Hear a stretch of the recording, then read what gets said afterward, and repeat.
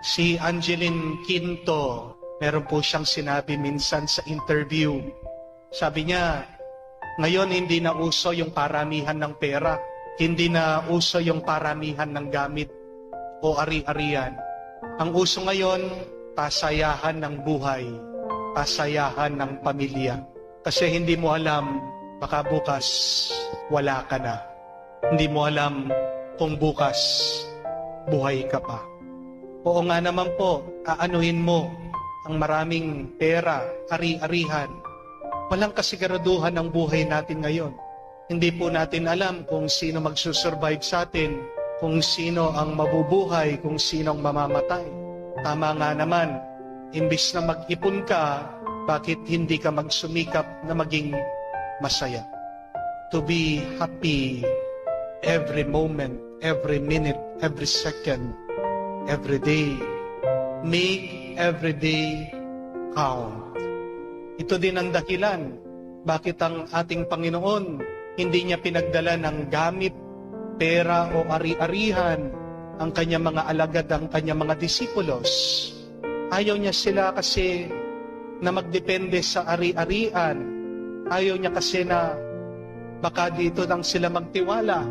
Merong pang mas higit na dinadala o bitbit ang mga alagad, ang mga disipulo, ang mga apostol. Ito ay ang mabuting balita. Ito ay ang kapangyarihan na pinagkaloob sa kanila ng Diyos. At napakaganda ng utos ng ating Panginoon sa kanila na sa lahat na pupuntahan nila, kailangan nilang paalisin ang mga masamang espiritu, kailangan nilang pagalingin ang mga may sakit habang ipinapangaral nila ang mabuting balita. What is a happy life? A happy life is a life centered in the Word of God. A happy life is a life freed from evil spirits, freed from sin. A happy life is a life freed from sickness and disease.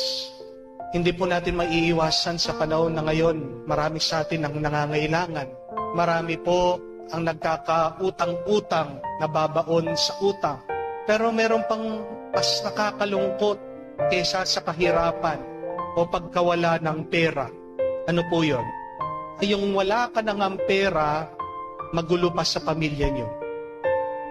Yung wala ka nang pera, hindi pa kayo magkasundo ng asawa mo. Yung wala na nga kayong pera, may sakit pa sa pamilya. Okay lang yung walang pera.